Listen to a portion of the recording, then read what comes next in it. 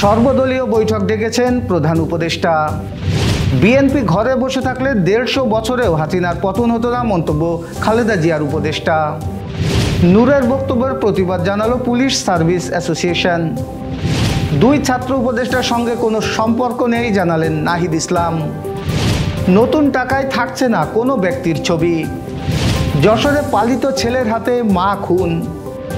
যশোর সহ ৮ বিভাগে ভারী বৃষ্টির পূর্বাভাস। এবার আইফোনে 25% শুল্ক আরোপের হুমকি ট্রাম্পের।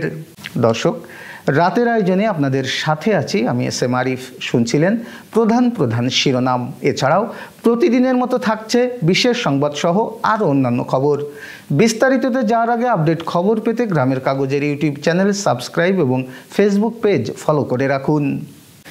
দেশের রাজনৈতিক দলগুলোর সঙ্গে রোববার বিকেলে বৈঠক করবেন প্রধান উপদেষ্টা ডক্টর মোহাম্মদ ইউনূস। রাষ্ট্রীয় ভবন যমুনায় দলগুলোর সঙ্গে বৈঠক হবে।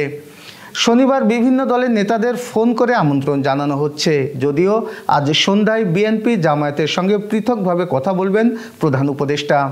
এদিকে রাতে বিএনপির 4 শীর্ষ নেতার নেতৃত্বে একটি প্রতিনিধি দল যমুনায় গেছে, সেখানে বৈঠক চলছে। প্রধান উপদেষ্টা তার পদত্যাগের বিষয়ে এনসিপির আহ্বায়ক নাহিদ ইসলামের বক্তব্যের পরিপ্রেক্ষিতে দলগুলো তাদের অবস্থান ব্যক্ত করবে। জানতে চাইলে শনিবার 6:30টার দিকে এবি পার্টির মুজিবুর রহমান মঞ্জু বলেন, আগামীকাল আমরা 5টায় যাব যমুনায়। সেখানে যেতে আমাদেরকে আমন্ত্রণ জানিয়েছেন উপদেষ্টা আদিলুর রহমান খান। বৈঠক একসঙ্গে হবে নাকি আলাদা বিষয়টা জানা যায়নি, তবে আমন্ত্রণের ধরন দেখে ধারণা করা হচ্ছে আলাদাভাবে বৈঠক হতে পারে। শনিবার বিএনপি ও জামায়াতের সঙ্গে বৈঠকটি দল দুটির আবেদনের পরিপ্রেক্ষিতে হচ্ছে। বিএনপি ঘরে বসে থাকলে ১৫০ বছরেও শেখ হাসিনার পতন ঘটানো সম্ভব হতো না বলে মন্তব্য করেছেন বিএনপি চেয়ারপারসন বেগম খালেদা জিয়ার উপদেষ্টা আবুল খায়ের ভূঁইয়া। শনিবার বিকেলে লক্ষ্মীপুর সদরের রসুলগঞ্জ উচ্চ বিদ্যালয় চররুহিতা ইউনিয়নের ওয়ার্ড ভিত্তিক বিএনপির নেতা নির্বাচনের ভোট গ্রহণ পরিদর্শনে গিয়ে খায়ের এই মন্তব্য করেন। আবুল খায়ের ভূঁইয়া বলেন, শহীদের রক্তের বিনিময়ে আমরা শেখ হাসিনার পতন ঘটিয়েছি। এটির কেউ একক দাবিদার নয়, এটি হচ্ছে দীর্ঘ পরিক্রমার সমাপ্তির অংশ মাত্র, 1-1.5 মাসের আন্দোলন নয়। সেই আন্দোলনে বিএনপির 550 জন শাহাদাত বরণ করেছেন, শত শত নেতাকর্মী গুলিবিদ্ধ হয়েছেন, শত শত নেতাকর্মী আজ পঙ্গু জীবনযাপন করছেন। বিএনপি ঘরে বসে থাকেনি, আমরা হাসিনার বিরুদ্ধে আন্দোলনে ছিলাম, আন্দোলনে আছি। হাসিনাকে বিতাড়িত করা পর্যন্ত আমরা আমাদের সকল শক্তি নিয়ে আন্দোলন সংগ্রামকে সফল করেছি। পুলিশকে হুমকি দিয়ে ডাকসুর সাবেক ভিপি ও গণ অধিকার পরিষদের সভাপতি নুরুল হক নূরের বক্তব্যের তীব্র নিন্দা এবং প্রতিবাদ জানিয়েছে বাংলাদেশ পুলিশ সার্ভিস অ্যাসোসিয়েশন। শনিবার এক বিবৃতির মাধ্যমে অ্যাসোসিয়েশন এই প্রতিবাদ জানায়। অ্যাসোসিয়েশনের সভাপতি গাজীপুর মেট্রোপলিটন পুলিশের কমিশনার নাজমুল করিম খান ও সাধারণ সম্পাদক ঢাকা জেলার পুলিশ সুপার আনিসুজ্জামান যৌথভাবে এই বিবৃতি দেন। বিবৃতিতে বলা হয়, ডাকসুর সাবেক ভিপি ও গণ অধিকার পরিষদের সভাপতি নুরুল হক নূর কর্তৃক বাংলাদেশ পুলিশের বিরুদ্ধে হুমকি সংক্রান্ত একটি ভিডিও সামাজিক যোগাযোগ মাধ্যমে ভাইরাল হয়েছে। বিষয়টি বাংলাদেশ পুলিশ সার্ভিস অ্যাসোসিয়েশনের দৃষ্টিগোচর হয়েছে। ভিডিওটি পর্যালোচনা করে দেখা যায় যে ভিপি নুরুল হক নূর গত 22 মে একটি গণজামায়াতে বলেন, এই অন্তর্বর্তীকালীন সরকারের পুলিশ আমাদের গায়ে হাত দিলে ওই হাত আর আস্ত রাখবো না।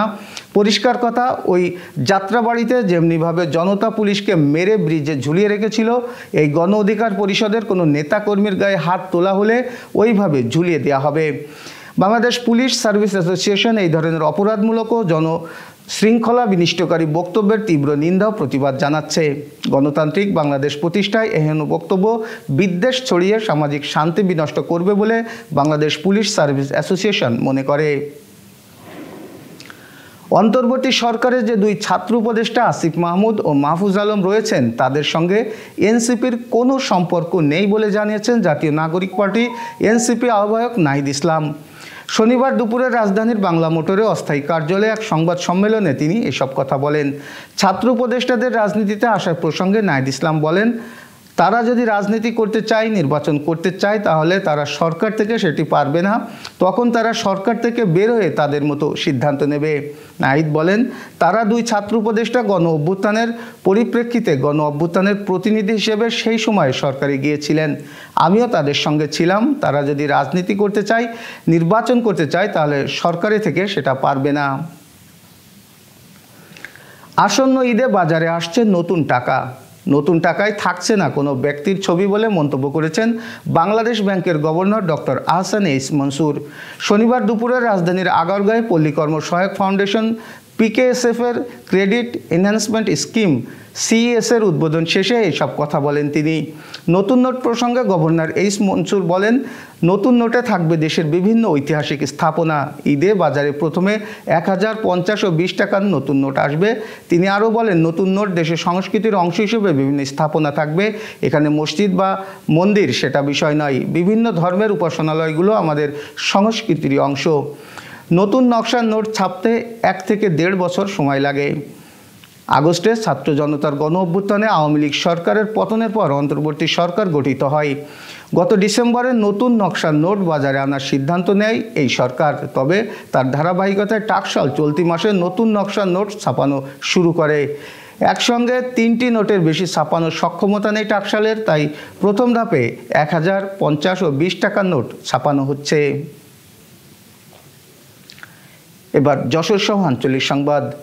যশোর শহরের মনিহার ফলপট্টি এলাকায় পালিত ছেলের হাতে খুন হয়েছেন সুলতানা খালেদা সিদ্দিকা রুমি নামের এক নারী। নিহত খালেদা ওই এলাকার মৃত শেখ শাহজাহানের স্ত্রী। পুলিশ সূত্রে জানা গেছে, মাদকাসক্ত পালিত পুত্র শেখ শামস বিন শাহজাহান তাকে বাঁশের লাঠি দিয়ে পিটিয়ে হত্যা করেছে। ঘটনাটি ঘটে 24 মে শুক্রবার রাত 2টা থেকে দুপুর 3টার মধ্যে। নিহতের ভাড়াটিয়া ইমরান জানান, রাত আনুমানিক 2টার দিকে রুম থেকে চিৎকার ও বাকবিতণ্ডার শব্দ পান। এরপর দুজনেই নিশ্চুপ হয়ে যান। সন্দেহ হলে শনিবার দুপুর 3টার দিকে তিনি জরুরি সেবা নম্বর 999-এ ফোন করলে যশোর কোতোয়ালি থানা পুলিশ ঘটনাস্থলে পৌঁছে লাশ উদ্ধার করে ও ঘাতক শেখ শামস বিন শাহজাহানকে আটক করে। এবার আন্তর্জাতিক সংবাদ। ভারতে উৎপাদিত আইফোনের উপর 25% শুল্ক আরোপের হুমকি দিয়েছেন যুক্তরাষ্ট্রের প্রেসিডেন্ট ডোনাল্ড ট্রাম্প। শুক্রবার নিজের মালিকানাধীন সোশ্যাল মিডিয়া ট্রুথ সোশ্যালে শেয়ার করা এক পোস্টে এই কথা বলেন ট্রাম্প। মার্কিন প্রেসিডেন্ট লিখেছেন, আমি অনেক আগেই অ্যাপেলের টিম কুককে জানিয়েছি, আমি আশা করি যুক্তরাষ্ট্রের বাজারে বিক্রি হওয়া আইফোনগুলো ভারত বা অন্য কোথাও নয়, যুক্তরাষ্ট্রেই তৈরি হবে। যদি তা না হয় তাহলে অ্যাপেলকে কমপক্ষে 25% শুল্ক প্রদান করতে হবে যুক্তরাষ্ট্রকে। এছাড়া ইউরোপীয় ইউনিয়ন থেকে আমদানি করা সব পণ্যের উপর 50% শুল্ক আরোপের প্রস্তাবও দিয়েছেন তিনি। ট্রুথ সোশ্যালে তিনি লিখেছেন, আমাদের আলোচনায় কোনো অগ্রগতি হচ্ছে না, তাই আমি ইউরোপীয় ইউনিয়নের উপর সরাসরি 50% শুল্কের সুপারিশ করছি, বা 2025 সালের 1 জুন থেকে কার্যকর হবে। এবার আবহাওয়া সংবাদ। রাত 1টার মধ্যে দেশের 18 অঞ্চলে ঝড় বৃষ্টির আভাস দিয়েছে আবহাওয়া অফিস। এই অবস্থায় এইসব অঞ্চলের নদী বন্দরগুলোকে 1 নম্বর সতর্ক সংকেত দেখাতে বলা হয়েছে। শনিবার বিকেল 3টা থেকে দিবাগত রাত 1টা পর্যন্ত দেশের অভ্যন্তরীণ নদীবন্দর সমূহের জন্য দেওয়া আবহাওয়া পূর্বাভাসে এইসব তথ্য জানানো হয়েছে। পূর্বাভাসে বলা হয়েছে, রংপুর, রাজশাহী, পাবনা, বগুড়া, টাঙ্গাইল, ময়মনসিংহ, যশোর, কুষ্টিয়া, ফরিদপুর, ঢাকা, খুলনা, বরিশাল, পটুয়াখালী, নোয়াখালী, কুমিল্লা, চট্টগ্রাম, কক্সবাজার এবং সিলেট অঞ্চলের উপর দিয়ে পশ্চিম উত্তর পশ্চিম দিক থেকে ঘন্টায় 45 থেকে 60 কিলোমিটার বেগে অস্থায়ীভাবে দমকা অথবা ঝোড়ো হাওয়া সহ বৃষ্টি বা বজ্রবৃষ্টি হতে পারে। এই অবস্থায় এসব এলাকার নদীবন্দরকে 1 নম্বর সতর্ক সংকেত দেখাতে বলা হয়েছে। Renaissance hospital and diagnostic centre. রেনেসাতেই মিলছে কম খরচে উন্নত সেবা, তাই নিশ্চিন্তে আমাদের সেবা নিন, সুস্থ থাকুন। Renaissance hospital and diagnostic centre, সদর হাসপাতাল মোড়, দরাটানা, যশোর। দর্শক, শেষ করব একটি বিশেষ সংবাদ দিয়ে। নিজেই নিজের গড়া গিনেস ওয়ার্ল্ড রেকর্ড ভেঙে রীতিমতো ইতিহাস গড়েছেন ইরানের বাসিন্দা 54 বছর বয়সী আবুল ফজল সাবের মুক্তারি। সর্বশেষ তিনি নিজের শরীরে 96টি চামচ ধরে রেখে ইতিহাস গড়েছেন। তৃতীয়বারের মতো রেকর্ডটি ভাঙার পর আবুল ফজল বলেন, আমি আমার ত্বকে যে কোনো বস্তু আটকে রাখতে পারি। তিনি প্রথম এই বিশ্ব রেকর্ড গড়েন 2021 সালে। ওই সময় তিনি নিজের শরীরে 85টি চামচ ব্যালেন্স করেছিলেন, আর এর মাধ্যমে আগের 64 চামচের রেকর্ড ছাড়িয়ে যান মুক্তারি। এরপর 2023 সালে তিনি নিজের রেকর্ড ভেঙে চামচের সংখ্যা বাড়ান 88-তে, আর অবশেষে 2025 সালের জানুয়ারিতে তা বাড়িয়ে আনেন 96-তে। এই ছিল আজকের রাতের আয়োজন। এরপর সকাল 8টার খবর দেখার আমন্ত্রণ জানিয়ে শেষ করছি। ধন্যবাদ সকলকে।